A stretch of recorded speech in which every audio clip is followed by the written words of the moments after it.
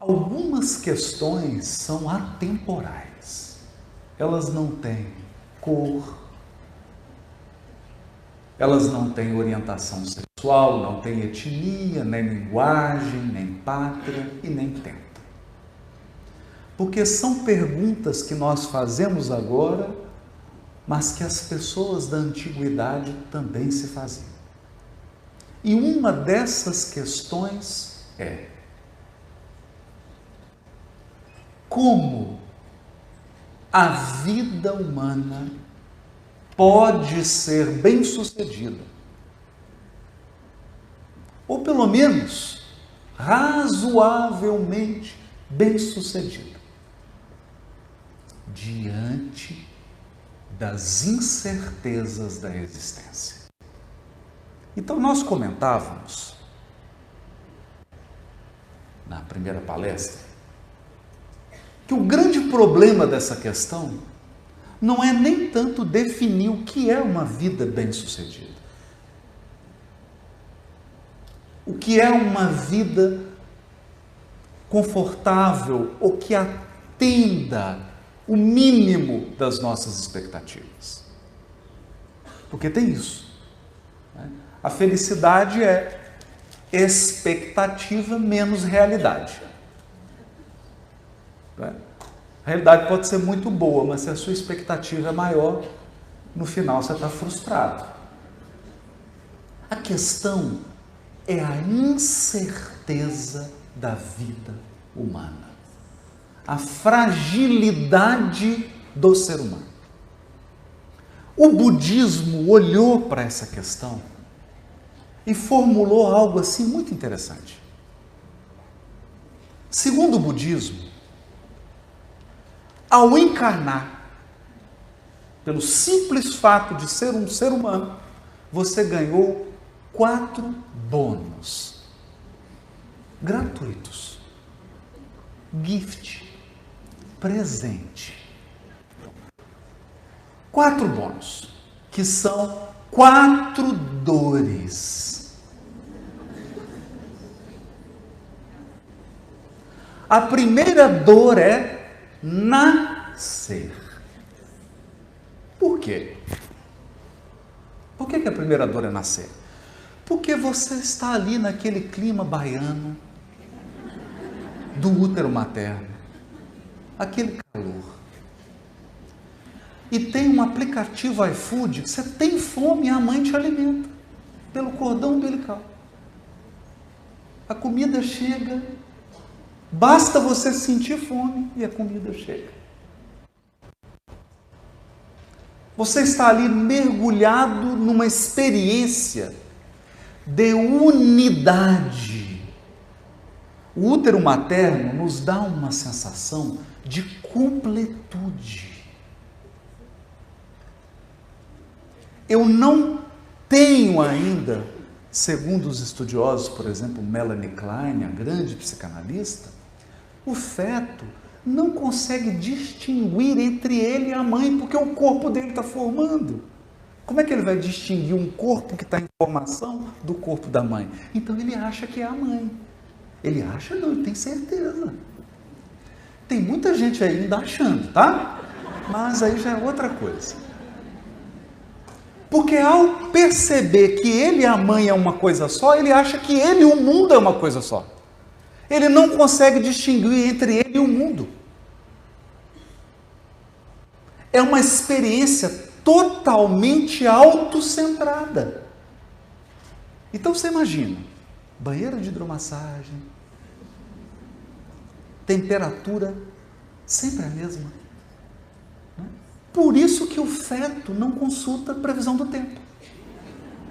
Ele não precisa se preocupar se vai chover, se vai fazer calor, se está frio, se está muito quente, se está muito frio, porque a temperatura é igual. De repente, você está de cabeça para baixo. Alguém cortando a internet do seu iFood, te sacudindo, você experimenta um frio danado E pela primeira vez naquela encarnação, você sente que pode cair. O bebê não sente isso.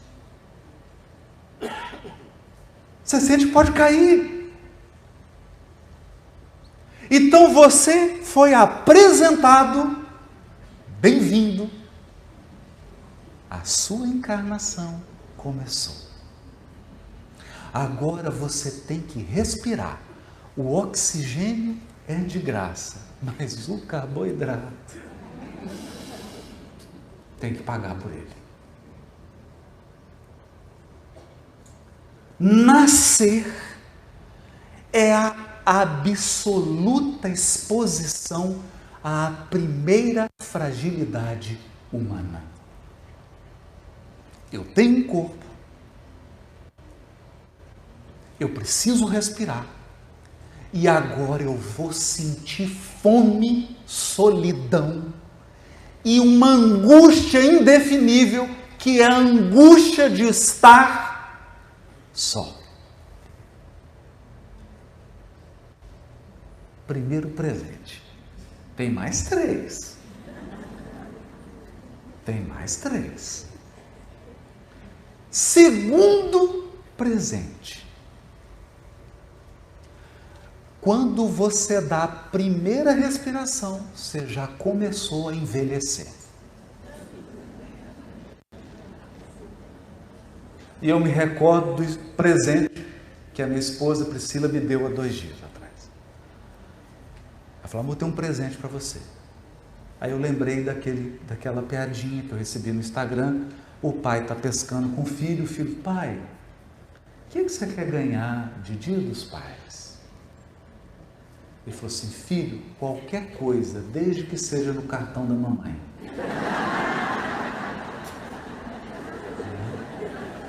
Eu vi aquele presentinho,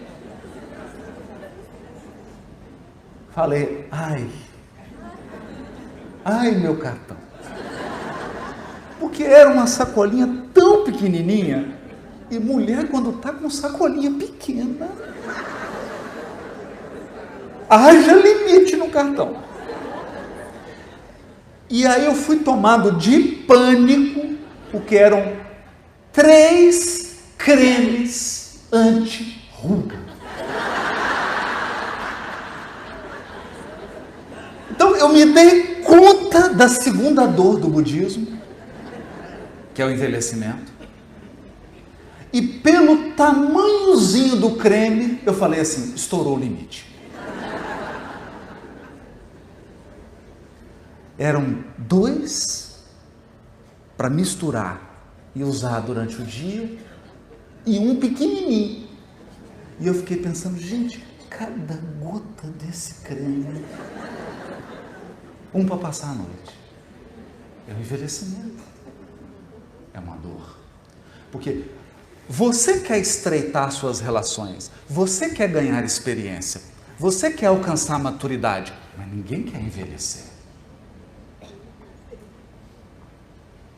Eu lembro que eu li para o meu pai, dia 20 de outubro: pai, parabéns. Ele falou: você é tão chato envelhecer, né?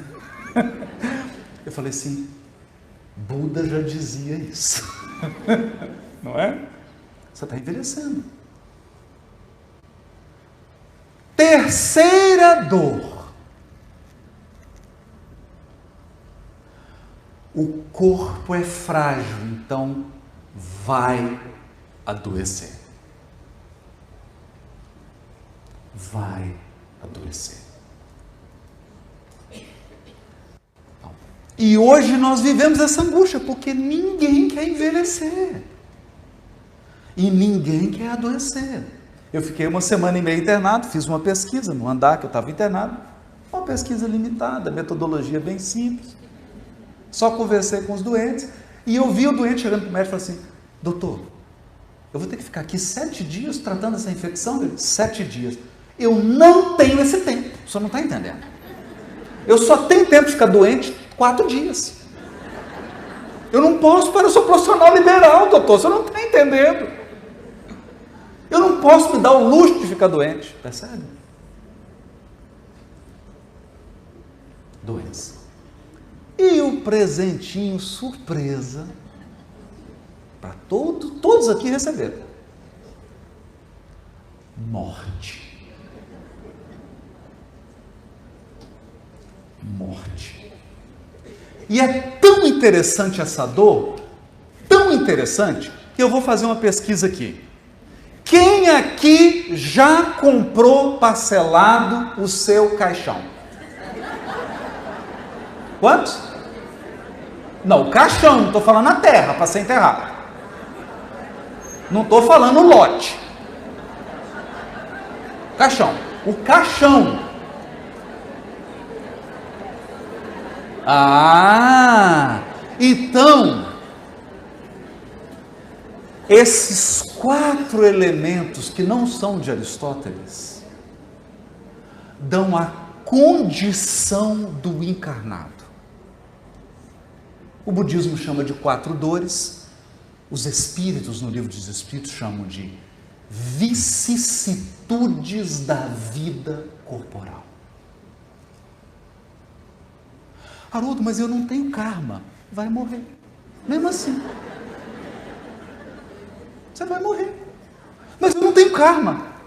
Encarnou? Você vai desencarnar. Está no pacote, está incluído. Vai adoecer e vai envelhecer. Vicissitudes da vida corporal. Essas são as 4 básicas. Mas o pacote não para por aí. Os Espíritos dizem assim de uma forma bonita no Evangelho segundo o Espiritismo. São pequenas alfinetadas que acabam por ferir. Ao lado dessas 4 dores, todo encarnado tem uma angústia que ele não sabe definir. A angústia da fragilidade, de não ter controle. Eu não posso dizer assim, eu vou voltar amanhã para Belo Horizonte. Eu não sei. Não sei. Não sei. Está programado de eu voltar amanhã, de manhã para Belo Horizonte. Está programado. Percebe? Está programado de você almoçar com a família no domingo. Essa condição humana foi traduzida na Bíblia hebraica, no Velho Testamento, com uma palavra. Umazinha. A palavra que equivocadamente é traduzida para o português por alma. Nefesh. Por quê? Porque traduzir por alma não dá conta da amplitude dessa palavra. Nefesh em hebraico é garganta. Hã? Sim.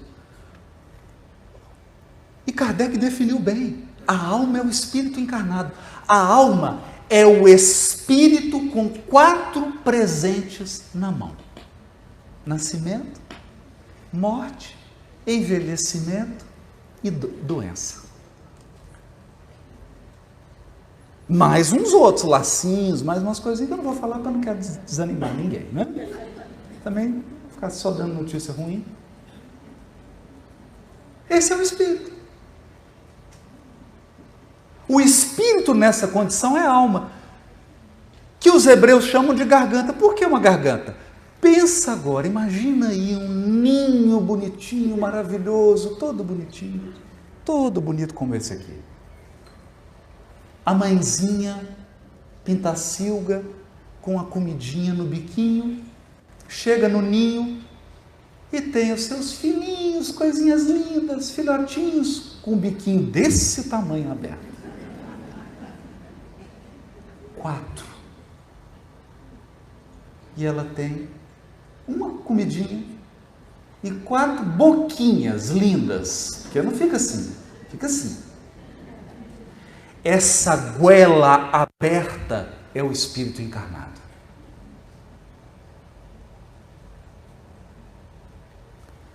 Insaciável. Por exemplo, são 11h58. Daqui 2 minutos vão se completar 24 horas que eu não almoço. É que eu almocei ontem, meio-dia.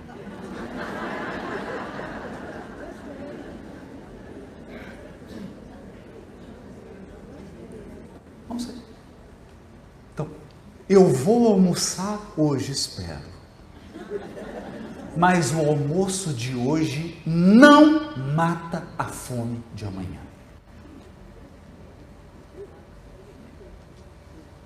Não interessa. Ah, mas eu tenho $1 bilhão. Problema seu. $1 bilhão não vai matar sua fome semana que vem. Então, bem-vindo ao mundo dos encarnados. Fome permanente, irregular. Você come e tem fome. Você bebe e tem sede. E tem sede. E tem sede. E tem sede. Tem alguém aí com alguma água para eu beber agora para nunca mais ter sede? Não. Tem algum creme aí para eu não envelhecer? Eu estouro o limite, se for preciso. Perceberam? Então a nossa goelinha está sempre aberta. Sempre. As necessidades do encarnado são insaciáveis por definição. Por definição. Você foi ao banheiro no intervalo. Garante o dia? Não. Não garante. Isso gera uma angústia. E o que está acontecendo? Nós não estamos sabendo lidar com essa angústia. A angústia de estar encarnado. E nefesh, a garganta. Perceberam? Mas deixa eu te dizer uma coisa. Nós só temos um planeta. Não importa o sistema econômico que você acredita, não importa o sistema político que você acredita, não interessa. Nós só temos um planeta. Então não tem como um ditador baixar um decreto assim: esse ano eu vou criar mais 30 rios no planeta Terra. Tem? Tem. O número de rios do planeta é limitado. O território do planeta Terra é limitado. Os recursos do planeta são limitados. Mas nós temos 8 bilhões de goelinhas abertas. E você, meu amigo, você pode alimentar essa boquinha que ela não fecha nunca. Não fecha nunca. E por mais que você dê coisas materiais, a angústia não é saciada. A dor não é saciada.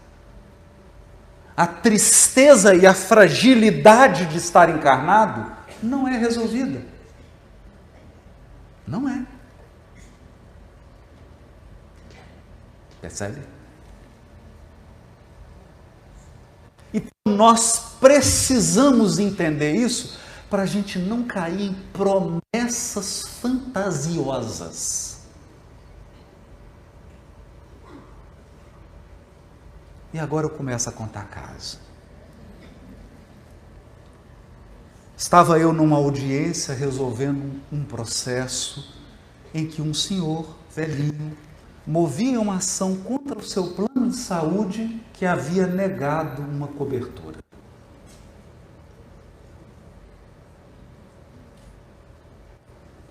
Então, conseguimos um acordo.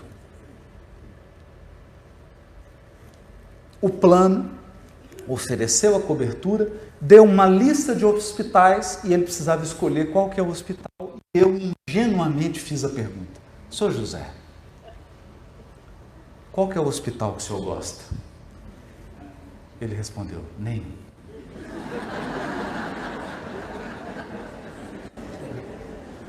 Eu falei: mas Sr. José, o senhor não gosta de nenhum hospital aqui? Eu não gosto de hospital, doutor. Eu não gosto de hospital. Foi aí que eu percebi que estava diante de mim uma questão que era muito maior do que um contrato de plano de saúde e uma cobertura. Estava diante de mim a angústia de envelhecer e estar doente. E a angústia de saber que você vai morrer. E de que eu posso dar a sentença determinando que você vai para o hospital e do hospital para o caixão. Essa angústia estava na sala, mas essa angústia estava no preposto do plano de saúde também.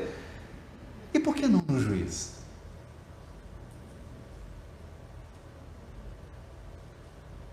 Não era o meu caso. Não era o meu caso. Porque eu medito, oro, não preciso tomar, por enquanto, graças a Deus, remédio para dormir. Mas quantos juízes, amigos meus, só dormem tomando remédio? Quantos tomam 2, 3, 4 ansiolíticos?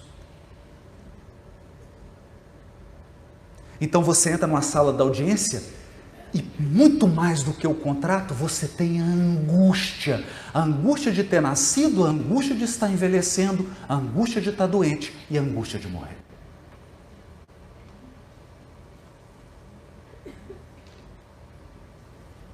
Perceberam? E essa angústia vai para as sentenças, essa angústia vai para os tribunais, essa angústia vai para o Facebook, vai para o Instagram e vai para a guerrilha que é o Twitter. O Twitter é MMA, é só pancadaria. Perceberam?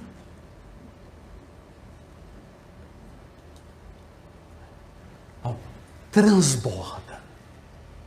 Transborda. Então eu me lembro do caso. Olha isso. O jeito que comprou o apartamento, reuniu todas as economias, conseguiu comprar minha casa, minha vida. Porque você compra a casa e você fala: agora eu vou viver para sempre aqui, sem envelhecer, sem adoecer e sem morrer.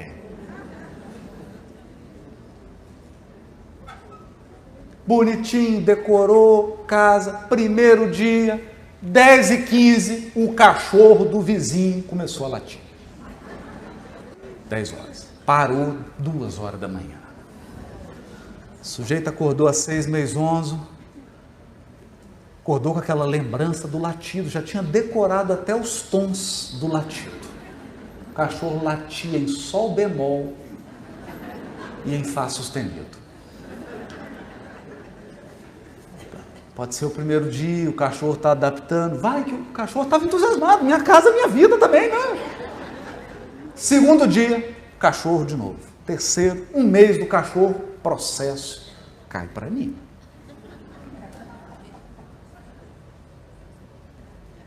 O latido do cachorro.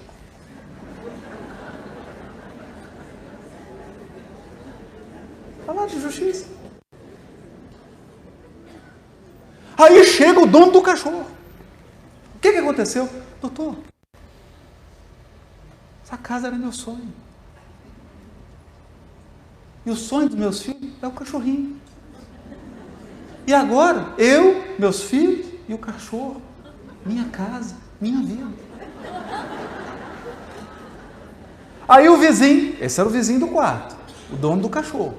Aí o vizinho do terceiro, tô na minha velhice. Tudo que eu sonhava, minha casa, minha vida, sossego. E aí, doutor, tinha um cachorro no meio do caminho, no meio do caminho tinha um cachorro. E como é que você resolve? Fácil. Justiça, dá uma sentença. Fica proibido esse cachorro latir depois das 10.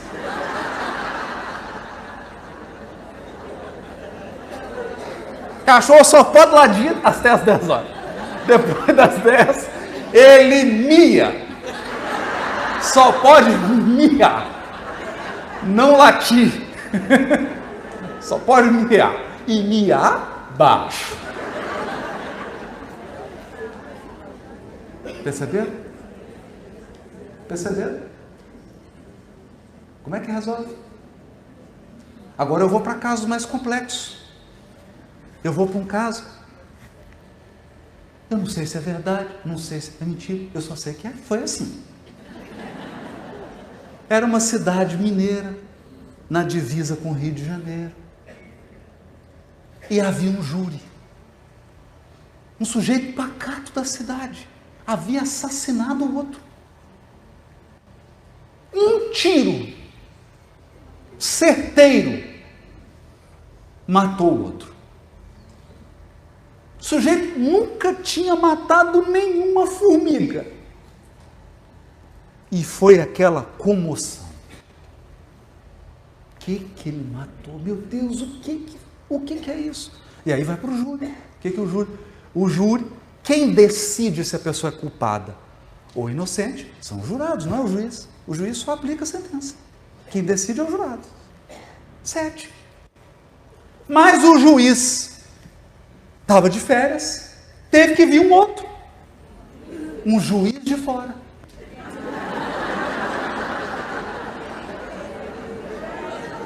Juiz de fora.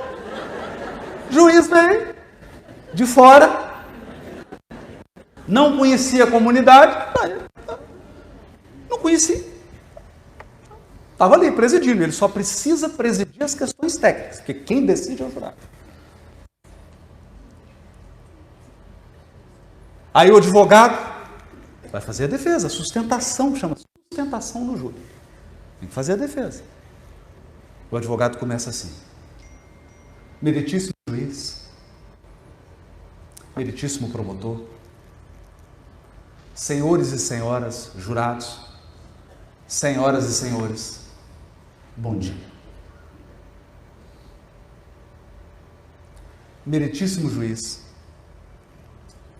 meritíssimo promotor, senhoras e senhores jurados, senhoras e senhores, bom dia. Meritíssimo juiz, meritíssimo promotor, senhores jurados, senhoras juradas, senhoras e senhores. O juiz falou assim: doutor, o senhor está achando que isso aqui é uma brincadeira?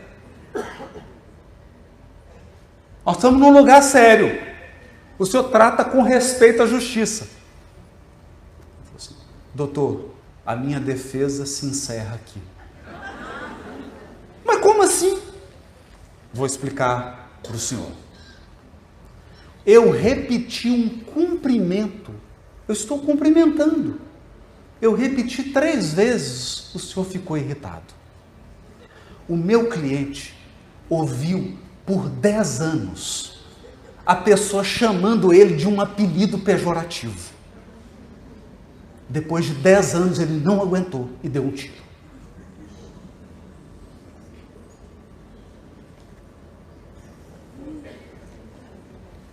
E a cidade, juiz de fora. Se é verdade, eu não sei. Se é mentira, eu não sei. Eu só sei que foi assim. Percebeu? Então as questões vão assumindo, porque quando nós nos perguntamos como a vida pode ser bem-sucedida diante da incerteza humana. No século III, Santo Antão inaugurou um movimento chamado os Padres do Deserto. Foram para o deserto. Eu falei deserto, eu não falei oásis. Porque se você quer descansar, fuja do deserto.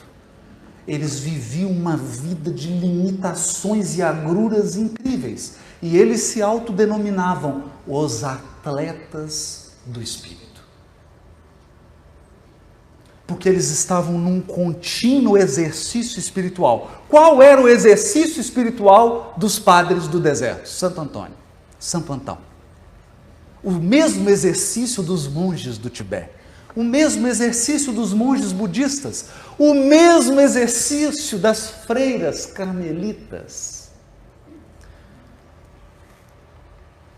Enfrentar as angústias de estar encarnado. Solidão, carência, medo, envelhecimento, dor, doença, desaprovação. Enfrentar isso. Mergulhar dentro e olhar para a própria goela. Olhar para a própria goela, para a própria alma. Se eu falo assim, alma, fica parecendo poético, né? Mas alma em hebraico é goela, insaciável. Eu te digo assim, bom dia, te dou um abraço. De tarde você quer outro. Aí de noite eu te dou, você quer outro. Não é?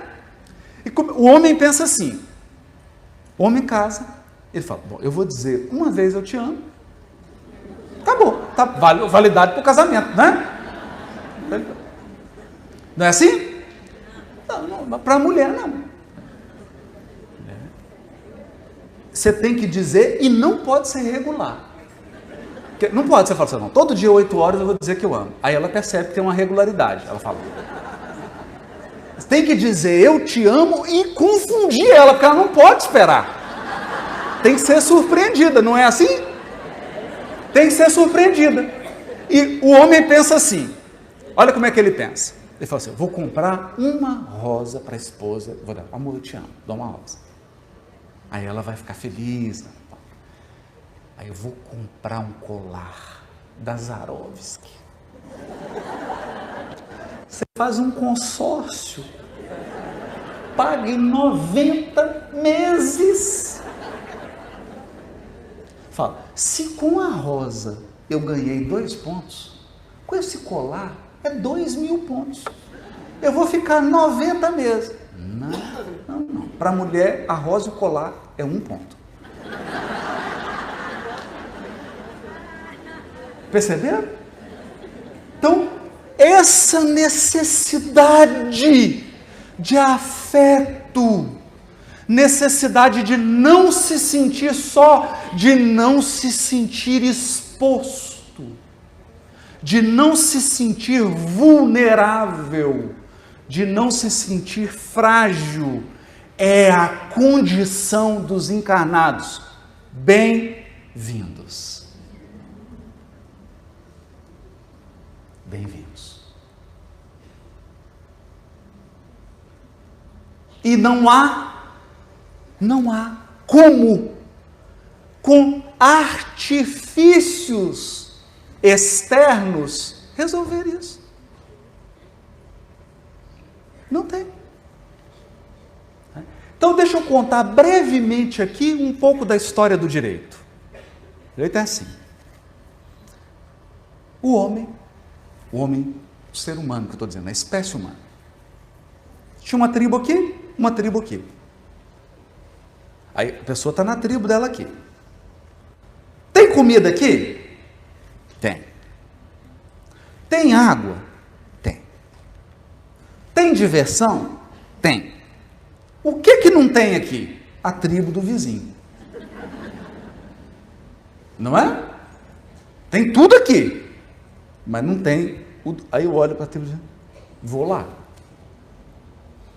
Aí a pessoa saía daqui, ia lá, envolvia numa confusão, porque o direito só surge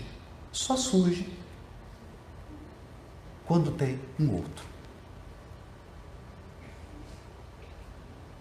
Você não precisa pensar em justiça, eu vou te levar para uma ilha afastada. Uma ilhota, 2 metros quadrados, só você. Pronto, não precisa justiça, não precisa Constituição, não precisa Supremo, não precisa nada. É só você. Você e todas as pessoas que estão dentro de você. Vai ser uma confusão, mas é só interna. Quando tem um outro, aí complica. Então o sujeito saía da tribo aqui, ia para outra tribo, matava alguém. A tribo se reunia, falou, matou. O sujeito saiu de lá, matou alguém aqui. O que é que nós vamos fazer? Bom, vão matar a tribo inteira. Então, um membro da tribo matou alguém, qual que era a reação? Mata a tribo inteira. Qual o nome disso? Vingança sem limites.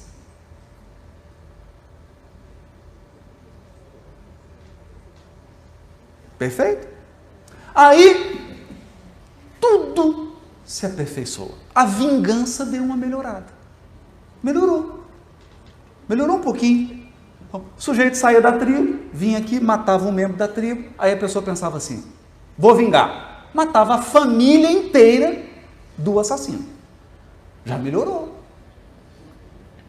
Não melhorou? Deu uma melhorada, claro.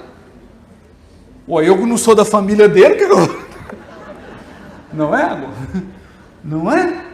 É igual aquela história lá do Alto da Compadecida. O sujeito estava para atirar no padre, fala, dá um azar matar padre. Aí o padre fala, sobretudo para o padre.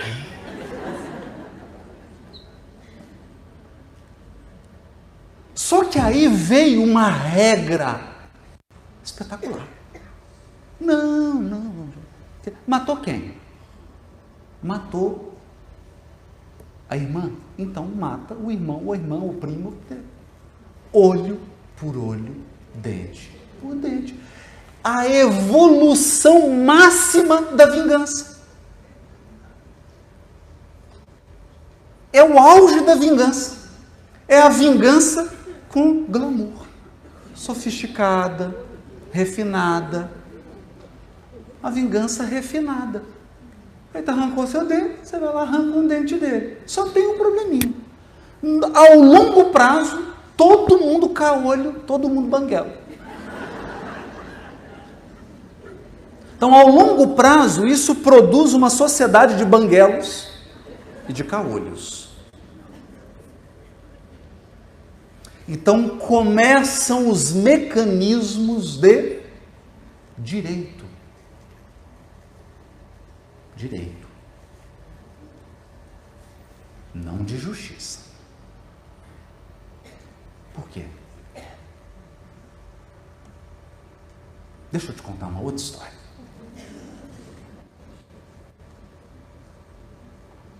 Eu era juiz criminal. O sujeito entrou numa casa. Na casa tinha só a mulher, estavam naquele momento, a mulher com a criancinha de 2 anos. Uma menininha. 2 mulheres. A mãe e a filhinha de 2 anos. O ladrão entrou com a arma, ela foi para o cantinho e ficou tremendo abraçado com a filhinha. Então, o ladrão escolheu, pegou tudo que ele queria, colocou num carro e já estava saindo, aí ele voltou e falou assim, não está completo. Deu um tiro na cabeça da mãe e um tiro na cabeça de uma criança de 2 anos.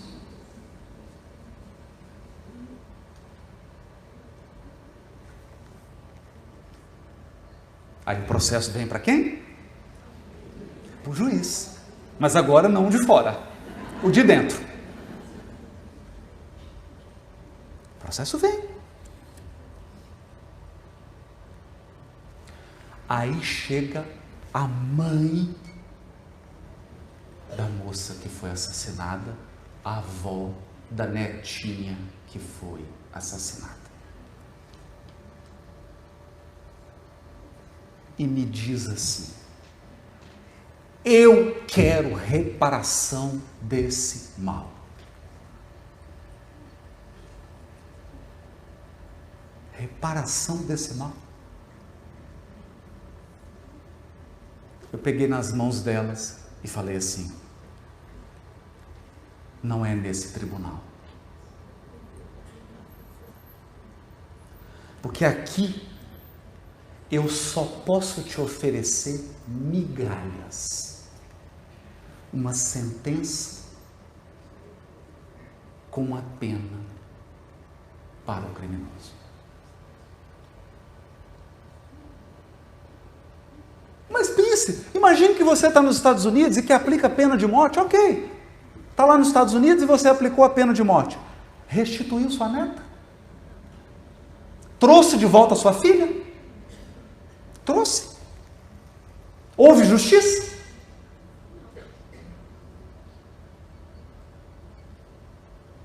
Houve. Perceberam? Então, mais uma angústia para você que está encarnado.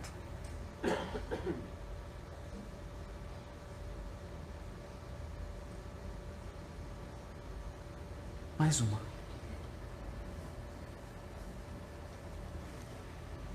Então, eu estou trazendo esse caso para a gente começar a pensar. Pensar. Pensa. Pensa para você não cair em promessa de fantasia. Chega um ditador, chega um político e fala: é agora eu vou oferecer segurança para todo mundo e justiça para todo mundo. É? Vai. Então resolve esse caso. Resolve. O que eu dou para essa avó? O que eu dou para essa mãe? A cabeça do assassino?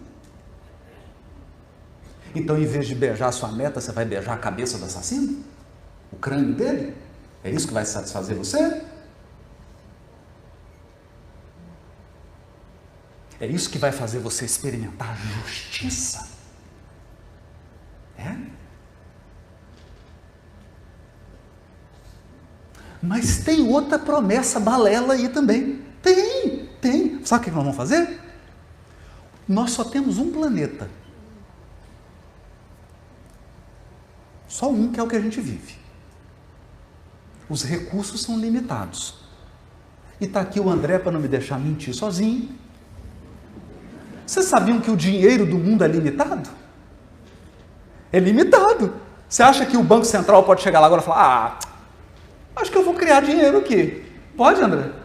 Acho que eu vou criar dinheiro aqui, só. Está faltando dinheiro para pagar, vamos imprimir dinheiro. Pode fazer isso? Não. Dá uma confusão. Não dá certo. O dinheiro é limitado. Então vamos fazer o seguinte, gente. Igualdade absoluta. Vamos pegar todo o dinheiro do mundo e dividir por 8 bilhões de encarnados. 50 centavos para cada um.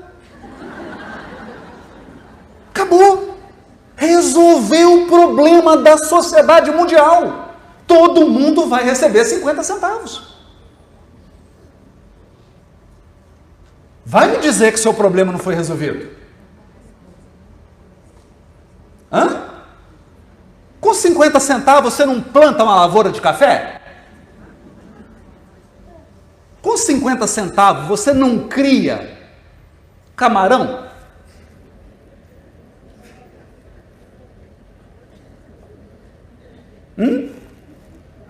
Perceberam, gente? Perceberam? Então nós estamos diante de uma questão aqui que é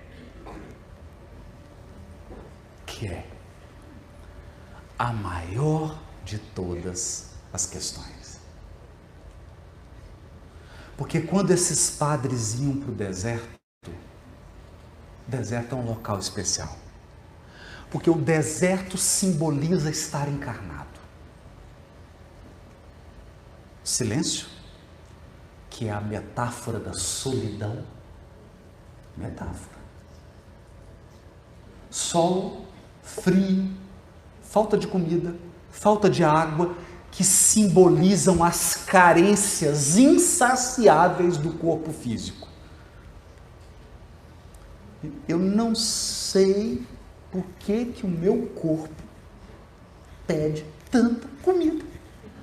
Tem 48 anos que eu almoço. E ele não fica saciado. Perceberam? Então essas pessoas iam para lá e mergulhavam num profundo do seu íntimo. E elas percebiam o quê? Percebiam um grande dilema humano. Nós estamos há 200 mil anos em uma experiência. A experiência de tentar provar que nós, seres humanos, somos autossuficientes. O homem acredita que ele pode resolver tudo.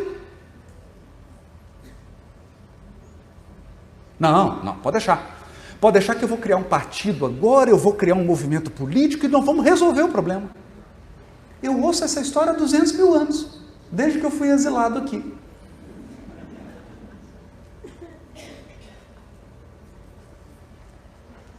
Deu para entender? Deu para entender? Porque o outro aspecto dessa experiência é a complementação. Por isso que eu pedi para o André falar primeiro como foi na segunda. O outro é, não, você não é autossuficiente. E aí nós vamos falar do encontro com Deus. Aí nós vamos falar da justiça divina. Aí nós vamos falar de algo que está por detrás do detrás. Por detrás do detrás.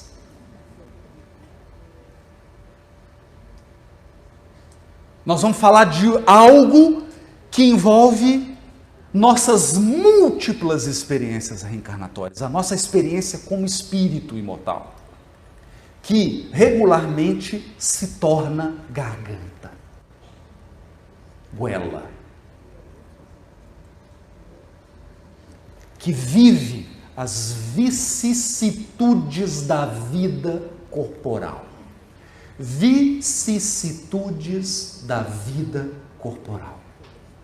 Eu posso dar vários nomes aqui se você quiser. Eu sou ótimo para dar nome, eu sou melhor que Adão. Aflições, dores, angústia, tristeza, depressão, síndrome do pânico.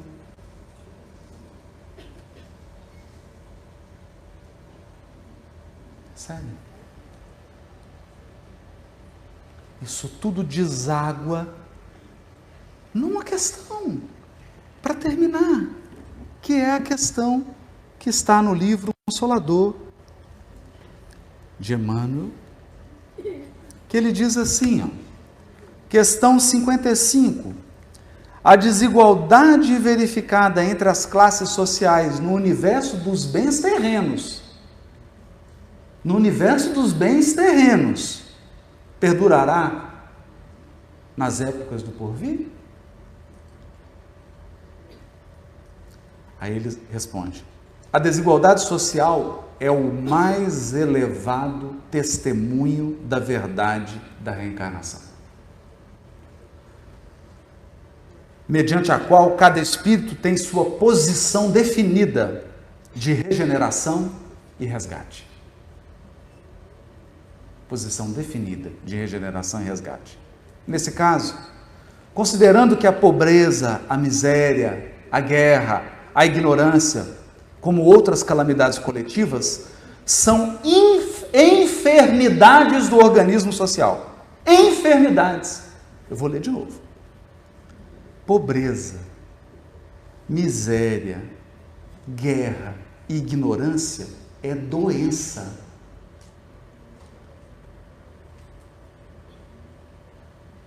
É isso que o Emmanuel está dizendo. É doença. Doença do organismo social. E como é que faz para acabar com essa doença? Mata o doente. É assim? Não é? Imagina eu criar um hospital aqui, 100% de cura. Todo doente que entra, a gente mata.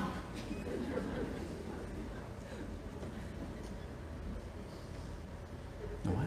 Então eu pego o organismo social e pergunto assim, qual que é a doença dele? Carrapato, mata a vaca. Acabou o carrapato. É isso? É essa a proposta? É essa a proposta? É essa a proposta do Espiritismo? Vamos acabar com a guerra. Como? Fazendo guerra.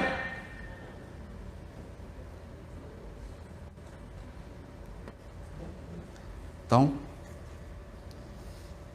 é uma situação de enfermidade do organismo social devido à situação de prova da quase generalidade dos seus membros.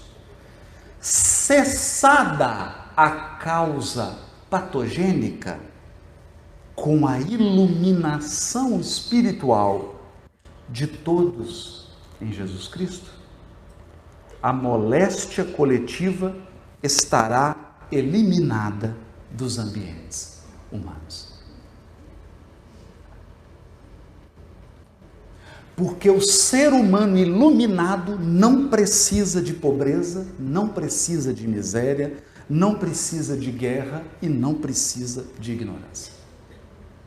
O ser humano iluminado. Então, nosso grande trabalho, a nossa grande frente é iluminação do ser humano, porque do contrário, não adianta. Você pode fazer tudo o que você quiser fazer, que você não sacia essa goela.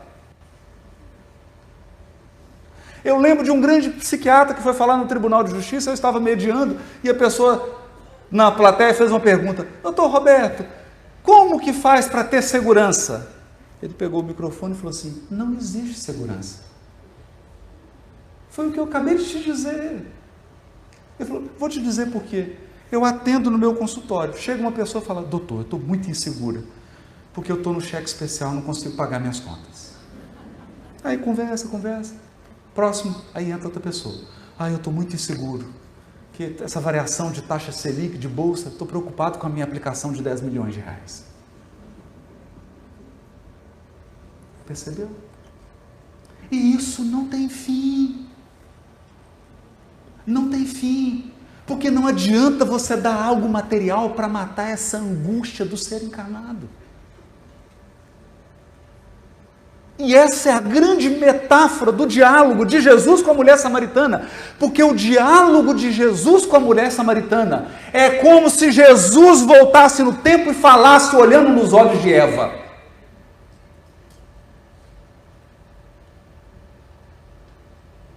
Jesus voltou para conversar com Eva. Gente, isso aqui é uma metáfora, pelo amor de Deus. Então depois vai publicar esse corte aí no YouTube. Estou eu lascado. É como se Jesus voltasse e olhasse nos olhos de Eva e dissesse assim para ela, Eva, se você soubesse quem te pede água para saciar a sede da garganta sem fim, porque Jesus bebeu água naquele dia e no dia seguinte ele bebeu de novo. A mulher samaritana deu água para ele e na cruz ele teve sede de novo.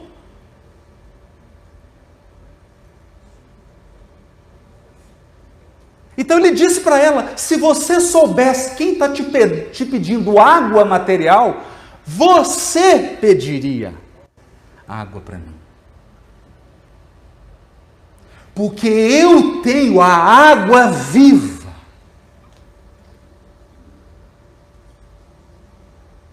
Eu tenho uma água que vai saciar seu espírito. E se você beber uma vez, você nunca mais terá sede.